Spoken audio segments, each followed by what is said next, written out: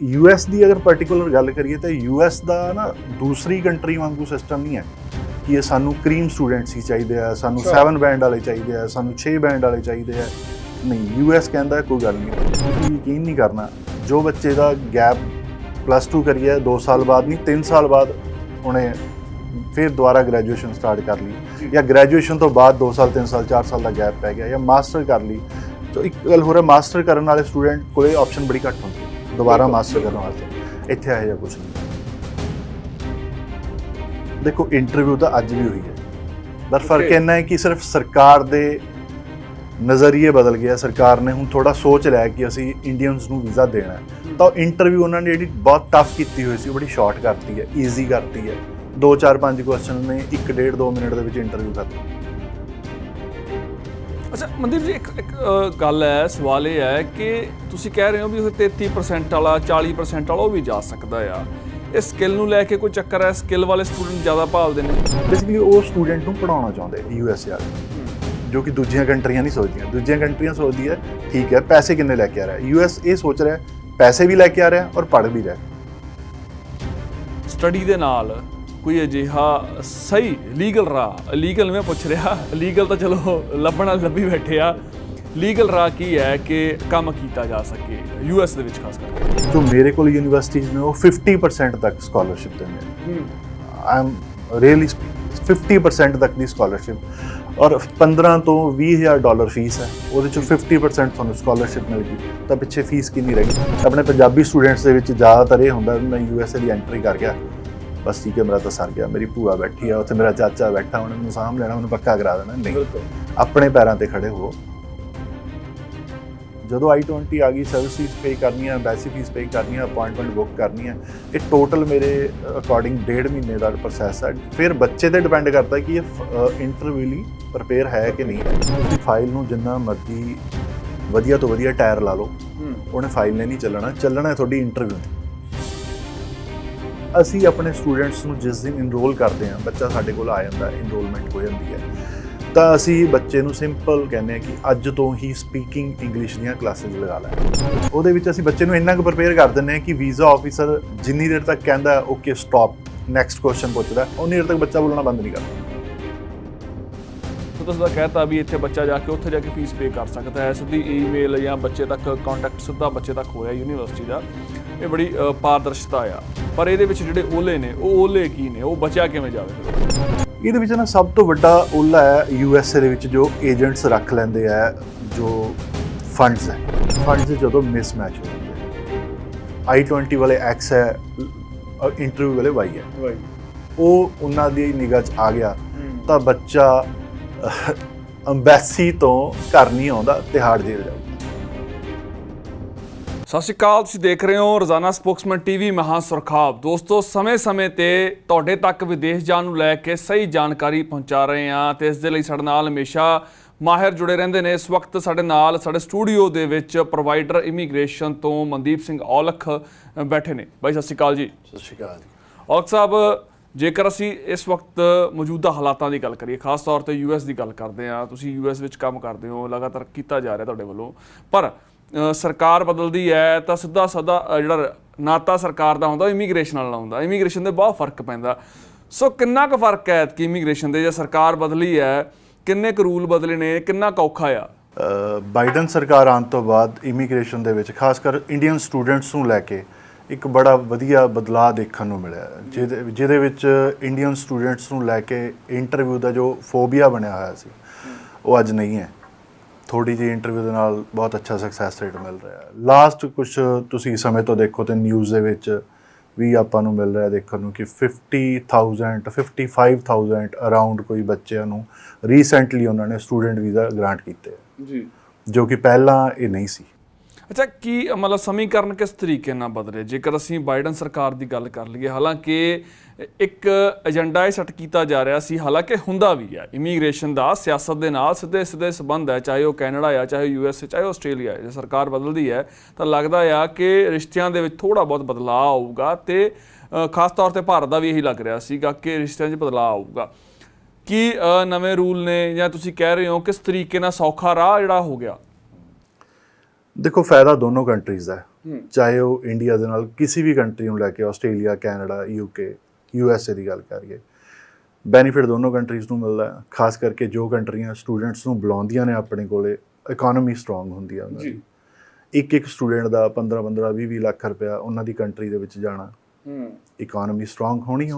ਬਿਲਕੁਲ। ਤੇ ਹੁਣ ਤਾਂ US ਪਾਰਲੀਮੈਂਟ ਦੇ ਵਿੱਚ ਤਾਂ ਇਸ ਗੱਲ ਨੂੰ ਲੈ ਕੇ ਬੜੀ ਦੇਰ ਤੋਂ ਮੁੱਦਾ ਉੱਠ ਰਿਹਾ ਸੀ। US ਦੀ ਇਕਨੋਮੀ ਜਿੱਦਾਂ ਡਾਊਨ ਜਾ ਰਹੀ ਹੈ, ਤਾਂ ਇਹ ਤੁਸੀਂ ਇਤਿਹਾਸ ਗਵਾਇਆ, ਜਿਹੜੀ ਵੀ ਕੰਟਰੀ ਨੇ US, ਚਾਹੇ ਉਹ UK, ਚਾਹੇ ਉਹ ਕੈਨੇਡਾ ਤੇ ਚਾਹੇ ਆਸਟ੍ਰੇਲੀਆ, ਜਦੋਂ ਸਟੂਡੈਂਟ ਵੀਜ਼ਾ ਉਹਨਾਂ ਨੇ ਗ੍ਰਾਂਟ ਕਰਨੇ ਸ਼ੁਰੂ ਕੀਤੇ ਹੈ, ਬਲਕ ਦੇ ਵਿੱਚ ਗ੍ਰਾਂਟ ਕਰਨੇ ਸ਼ੁਰੂ ਕੀਤੇ ਹੈ, ਤਾਂ ਤੁਸੀਂ ਦੇਖੋ ਉਹਨਾਂ ਦੀ ਇਕਨੋਮੀ ਕਿੰਨੀ ਸਟਰੋਂਗ ਹੋ ਰਹੀ ਹੈ। ਬਿਲਕੁਲ।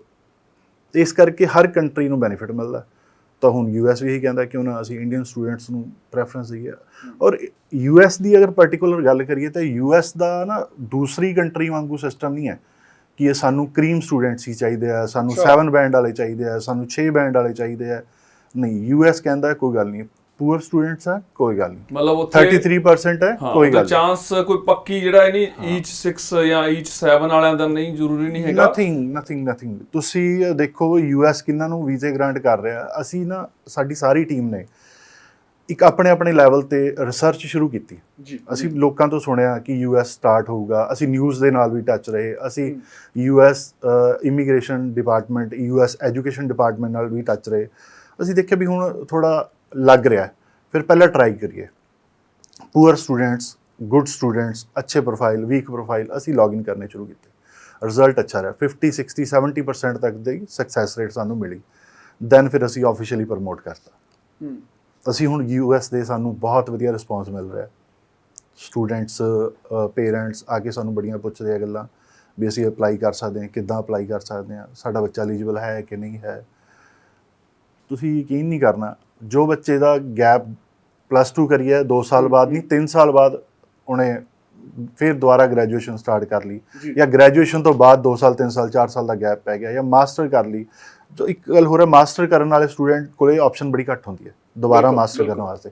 ਇੱਥੇ ਇਹੋ ਜਿਹਾ ਕੁਛ ਨਹੀਂ ਹੈ। ਅੱਛਾ।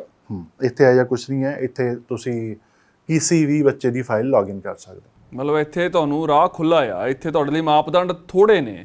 ਇੱਥੇ ਸਿਰਫ ਦੇਖੋ ਇੱਕੋ ਹੀ ਗੱਲ ਹੈ, ਅਗਰ ਬੱਚੇ 'ਚ ਕੌਨਫੀਡੈਂਸ ਹੈ ਕਿ ਮੈਂ ਇੰਗਲਿਸ਼ ਬੋਲ ਸਕਦਾ, ਮੈਨੂੰ ਟ੍ਰੇਨਿੰਗ ਦੀ ਲੋੜ ਹੈ, ਮੈਨੂੰ ਇੰਟਰਵਿਊ ਪ੍ਰੈਪਰੇਸ਼ਨ ਦੀ ਲੋੜ ਹੈ, ਉਹਦੇ ਵਾਸਤੇ ਅਸੀਂ ਬੈਠੇ ਹਾਂ।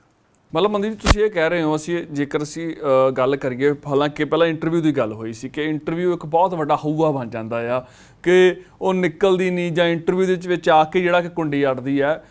ਹੁਣ ਉਹ ਰਾਹ ਸੌਖਾ ਆ? ਦੇਖੋ, ਇੰਟਰਵਿਊ ਤਾਂ ਅੱਜ ਵੀ ਹੋਈ ਹੈ, ਪਰ ਫਰਕ ਇੰਨਾ ਹੈ ਕਿ ਸਿਰਫ ਸਰਕਾਰ ਦੇ ਨਜ਼ਰੀਏ ਬਦਲ ਗਿਆ। ਸਰਕਾਰ ਨੇ ਹੁਣ ਥੋੜਾ ਸੋਚ ਲਿਆ ਕਿ ਅਸੀਂ ਇੰਡੀਅਨਸ ਨੂੰ ਵੀਜ਼ਾ ਦੇਣਾ ਹੈ, ਤਾਂ ਇੰਟਰਵਿਊ ਉਹਨਾਂ ਨੇ ਜਿਹੜੀ ਬਹੁਤ ਟਫ ਕੀਤੀ ਹੋਈ ਸੀ ਉਹ ਬੜੀ ਸ਼ਾਰਟ ਕਰਤੀ ਹੈ, ਈਜ਼ੀ ਕਰਤੀ ਹੈ। 2, 4, 5 ਕੁਐਸਚਨ ਨੇ 1, 1.5, 2 ਮਿੰਟ ਦੇ ਵਿੱਚ ਇੰਟਰਵਿਊ ਖਤਮ ਹੋ ਜਾਂਦਾ। ਅੱਛਾ ਮਨਦੀਪ ਜੀ, ਇੱਕ ਗੱਲ ਹੈ, ਸਵਾਲ ਇਹ ਹੈ ਕਿ ਤੁਸੀਂ ਕਹਿ ਰਹੇ ਹੋ ਵੀ ਉਹ 33% ਵਾਲਾ, 40% ਵਾਲਾ ਉਹ ਵੀ ਜਾ ਸਕਦਾ ਆ। ਇਹ ਸਕਿੱਲ ਨੂੰ ਲੈ ਕੇ ਕੋਈ ਚੱਕਰ ਹੈ? ਸਕਿੱਲ ਵਾਲੇ ਸਟੂਡੈਂਟ ਜ਼ਿਆਦਾ ਭਾਲਦੇ ਨੇ, ਜਾਂ ਇੱਦਾਂ ਦੇ ਕੋਰਸਿਸ ਕੋਈ ਜ਼ਿਆਦਾ ਇੱਦਾਂ ਦੇ ਕੋਰਸਿਸ ਦਿੱਤੇ ਜਾ ਰਹੇ ਨੇ ਜਿਹਦੇ 'ਚ ਸਕਿੱਲ ਹੋਵੇ, ਜਾਂ ਜਿਹਦੇ ਵਿੱਚ ਲੇਬਰ ਦਾ ਕੰਮ ਹੁੰਦਾ ਹੈ ਥੋੜ੍ਹਾ ਬਹੁਤ, ਤਾਂ ਕਰਕੇ? ਨਹੀਂ, ਇੱਥੇ ਕੋਈ ਰੈਲੇਵੈਂਸੀ ਦੀ ਪ੍ਰੋਬਲਮ ਨਹੀਂ ਹੈ। ਇਨ ਰੈਲੇਵੈਂਸ ਬੱਚਾ ਜਾ ਸਕਦਾ ਹੈ। ਅੱਜ ਮੈਂ ਬੈਚਲਰ ਕਰੀ ਹੈ, BA ਕਰੀ ਹੈ, ਮੈਂ ਹੁਣ ਮਾਸਟਰ ਕਰਨੀ ਹੈ। ਉਹ ਜ਼ਰੂਰੀ ਹੈ ਕਿ BA ਮੇਰੀ ਹਿਊਮੈਨਿਟੀਜ਼ ਹੈ ਤਾਂ ਮੈਨੂੰ ਉਸਦੇ ਰਿਲੇਟਡ ਲੈਣੇ ਪੈਣ? ਨਹੀਂ। +2 ਕਰੀ ਹੈ, ਆਰਟਸ ਦੇ ਵਿੱਚ ਕਰੀ ਹੈ, ਮੈਨੂੰ ਜ਼ਰੂਰੀ ਹੈ ਕਿ ਉਹੀ ਲੈਣੇ, ਉਹਦੇ ਰਿਲੇਟਡ ਹੀ ਲੈਣੇ ਪੈਣ। ਰੈਲੇਵੈਂਸੀ ਦਾ ਪਹਿਲੀ ਗੱਲ ਤਾਂ ਚੱਕਰ ਹੀ ਨਹੀਂ ਇੱਥੇ। ਇੱਥੇ ਕੋਈ ਇੱਦਾਂ ਦੀ ਉਹਨਾਂ ਦੀ ਨੀਡ ਨਹੀਂ ਹੈ। ਬੇਸਿਕਲੀ ਉਹ ਸਟੂਡੈਂਟ ਨੂੰ ਪੜ੍ਹਾਉਣਾ ਚਾਹੁੰਦੇ USA ਵਾਲੇ, ਜੋ ਕਿ ਦੂਜੀਆਂ ਕੰਟਰੀਆਂ ਨਹੀਂ ਸੋਚਦੀਆਂ। ਦੂਜੀਆਂ ਕੰਟਰੀਆਂ ਸੋਚਦੀ ਹੈ ਠੀਕ ਹੈ ਪੈਸੇ ਕਿੰਨੇ ਲੈ ਕੇ ਆ ਰਿਹਾ, US ਇਹ ਸੋਚ ਰਿਹਾ ਪੈਸੇ ਵੀ ਲੈ ਕੇ ਆ ਰਿਹਾ ਔਰ ਪੜ੍ਹ ਵੀ ਰਿਹਾ।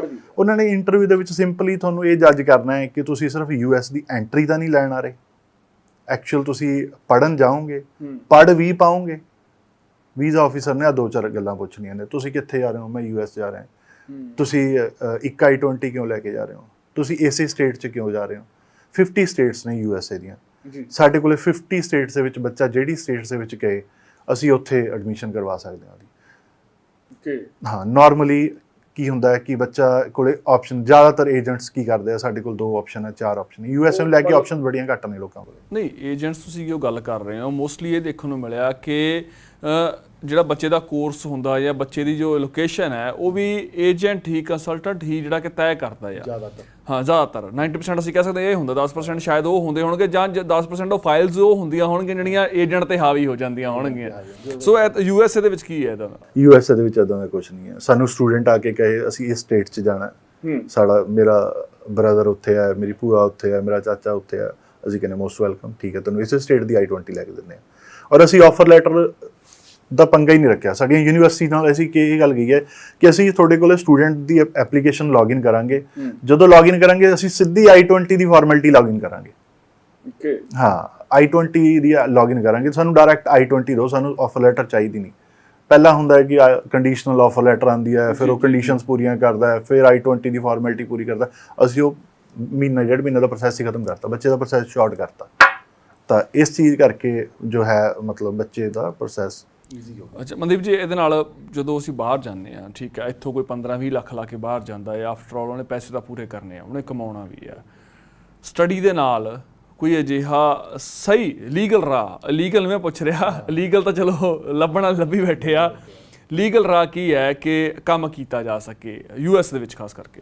ਦੇਖੋ ਤੁਸੀਂ ਬੱਚਾ ਸਟੂਡੈਂਟ ਬਾਹਰ ਜਾਂਦਾ, ਪਹਿਲੀ ਗੱਲ ਤਾਂ US ਦੇ ਵਿੱਚ 15-20 ਲੱਖ 30 ਲੱਖ ਲੱਗਦਾ ਨਹੀਂ ਜੀ, ਲੋਕੀ ਜੋ ਮਰਜ਼ੀ ਕਹੀ ਜਾਣ। ਅੱਛਾ ਫਿਰ ਇਹ ਦੱਸਿਓ ਕਿੰਨਾ ਜੋ US ਦੀ ਐਜੂਕੇਸ਼ਨ ਆ ਉਹ 3.5 ਲੱਖ ਰੁਪਏ ਤੋਂ ਸਟਾਰਟ ਹੋ ਜਾਂਦੀ ਹੈ। ਅੱਛਾ ਕਿੰਨੇ, 1 ਸਾਲ ਦਾ ਕੋਰਸ? 6 ਮੰਥ ਦੀ ਫੀਸ। 6 month, okay.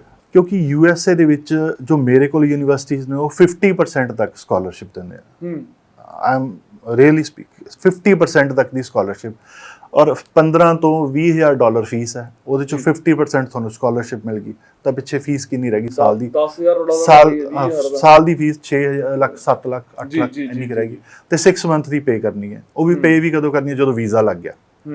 ਵੀਜ਼ਾ ਲੱਗ ਗਿਆ, ਈਵਨ ਕਿ ਵੀਜ਼ਾ ਲੱਗ ਗਿਆ ਉੱਥੇ ਜਾ ਕੇ ਵੀ ਕਰ ਸਕਦਾ, ਇਹ ਵੀ ਆਪਸ਼ਨ ਹੈ। ਅੱਛਾ ਉੱਥੇ ਜਾ ਕੇ ਹੋ ਸਕਦਾ, ਉੱਥੇ ਜਾ ਕੇ ਵੀ ਕਰ ਸਕਦਾ। ਫਿਰ ਜਿਹੜੀ ਸਟੱਡੀ ਉਹਨੂੰ ਮਿਲ ਗਈ, ਜਿਹੜੀ ਸਟੱਡੀ ਕਰਨ ਜਾ ਰਿਹਾ ਉਹਨੂੰ ਰੈਗੂਲਰ ਕਰੇ।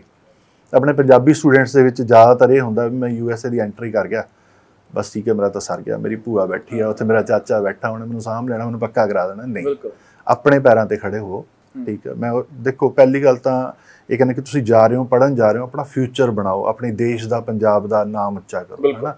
ਪਤਾ ਲੱਗੇ ਕਿ ਯਾਰ ਇੰਡੀਆ ਦੀ ਇੰਨੇ ਅੱਛੇ ਮਤਲਬ ਡੈਜ਼ਿਗਨੇਸ਼ਨਸ ਤੇ ਲੋਕ ਬੈਠੇ ਆ, ਔਰ ਦੇਖੋ ਅੱਜ ਕਿੰਨੀ ਸੈਲਰੀ ਹੈ ਉਹਨਾਂ ਦੀ, ਹੈ ਨਾ। ਤਾਂ ਆਈਡਲ ਬਣਾਓ ਉਹਨਾਂ ਨੂੰ। ਹਾਂ ਇਹ ਥੋੜਾ ਜਿਹਾ ਦਿਲ 'ਚ ਲੈ ਕੇ ਚੱਲਣਾ ਪਊਗਾ ਇੱਥੋਂ ਵੀ, ਅਸੀਂ ਜਾਣਾ, ਉੱਥੇ ਕੰਮ ਕਰਨਾ, ਉੱਥੇ ਜਾ ਕੇ ਵਿਜ਼ਨ ਦੇਖਣਾ ਪਊਗਾ। ਪਰ ਉਹ ਵਿਜ਼ਨ ਤੁਸੀਂ ਗੱਲ ਕਰ ਰਹੇ ਹੋ ਕਿ ਇੰਨਾ ਮਹਿੰਗਾ ਨਹੀਂ ਹੈਗਾ।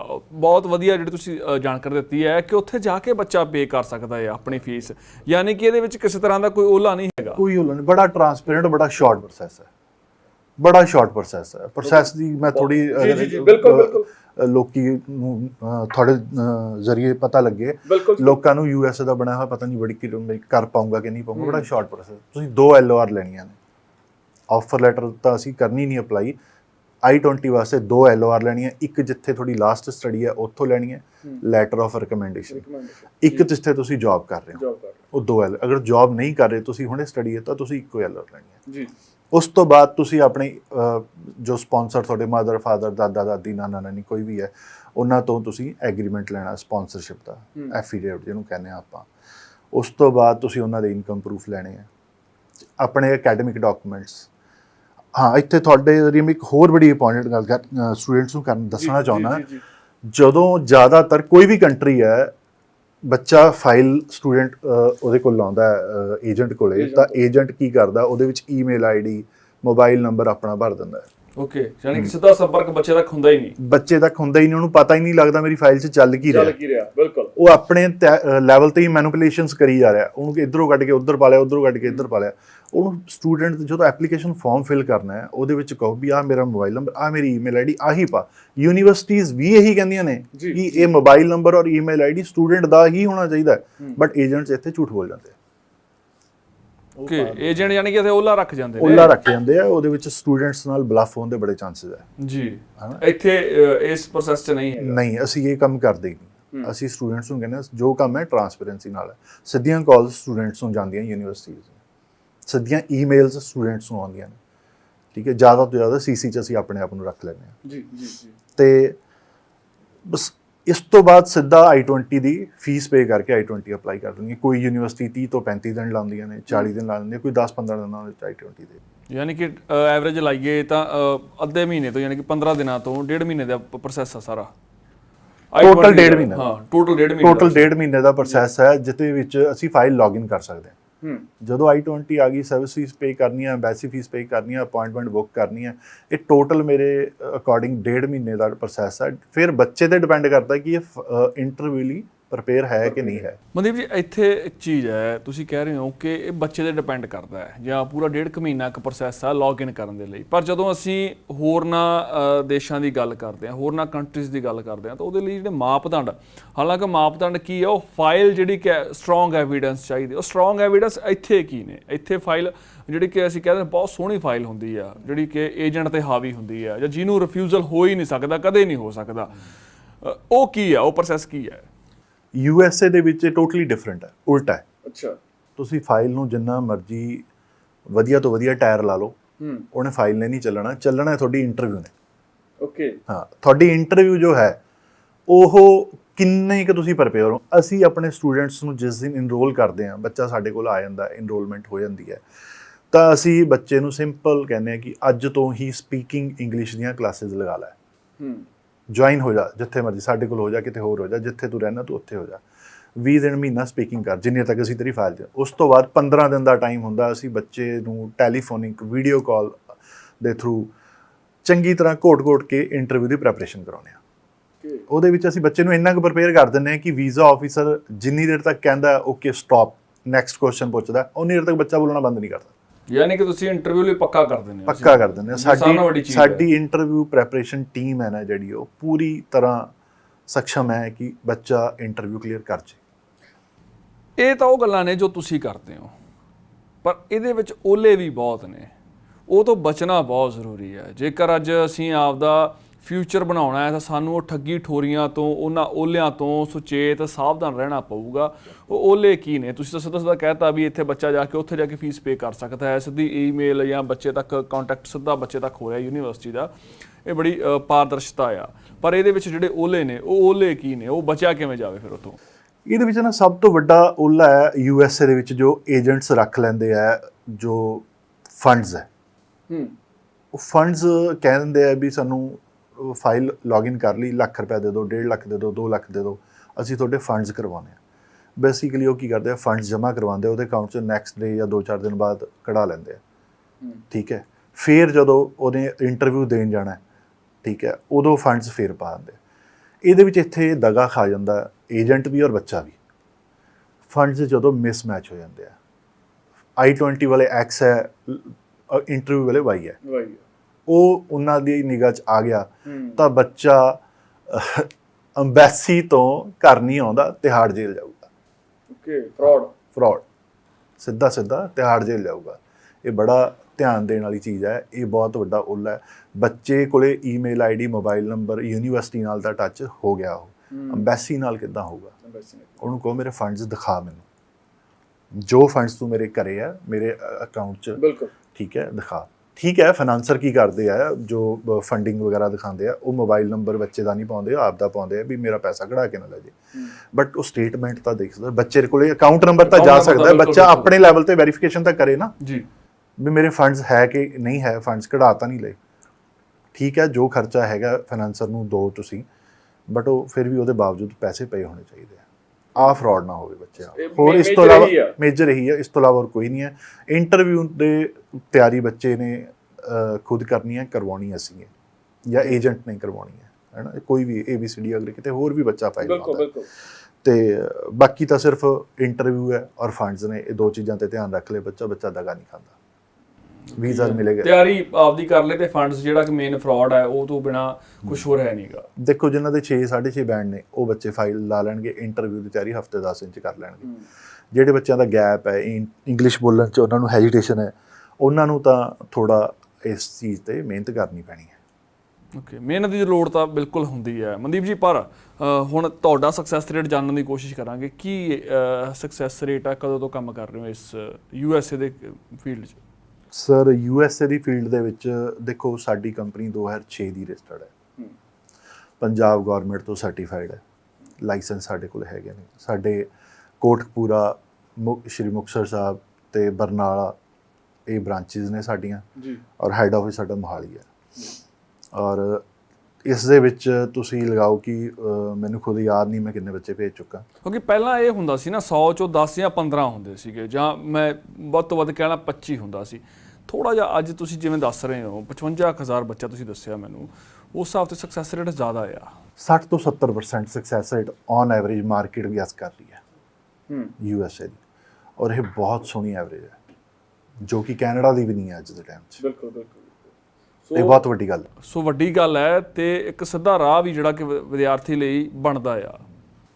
ਸਰ ਅਮਰੀਕਾ ਦੇ ਵਿੱਚ ਜਾ ਕੇ ਬੱਚੇ ਕੋਲ ਸਕੋਪ ਬਹੁਤ ਹੈ, ਕੈਨੇਡਾ ਦੇ ਵਿੱਚ ਵੀ ਬਹੁਤ ਹੈ, ਮੈਂ ਇਹ ਨਹੀਂ ਕਹਿੰਦਾ, ਬਟ USA ਦੇ ਵਿੱਚ ਕੀ ਹੈ ਕਿ ਬੱਚੇ ਨੇ ਆਪਣੀ ਸਟੱਡੀ ਕਰਨੀ ਹੈ, ਜੌਬ ਕਰਨੀ ਹੈ ਨਾਲ, ਫਿਰ ਉਸ ਤੋਂ ਬਾਅਦ ਵਰਕ ਪਰਮਿਟ ਵੀ ਹੈ, ਆਪਣੀ ਫੀਲਡ ਦੇ ਵਿੱਚ ਰਹਿ ਕੇ। ਠੀਕ ਹੈ US ਜੋ ਹੈ ਮਤਲਬ ਸਟ੍ਰਿਕਟ ਹੈ ਹਰੇਕ ਰੂਲਸ ਨੂੰ ਲੈ ਕੇ, ਬਟ ਫਿਰ ਵੀ ਬੱਚੇ ਲਈ ਇੱਕ ਅੱਛਾ ਫਿਊਚਰ ਹੈ, ਅੱਛਾ ਇੱਕ ਭਵਿੱਖ ਬਣਾ ਸਕਦਾ ਬੱਚਾ ਉੱਥੇ।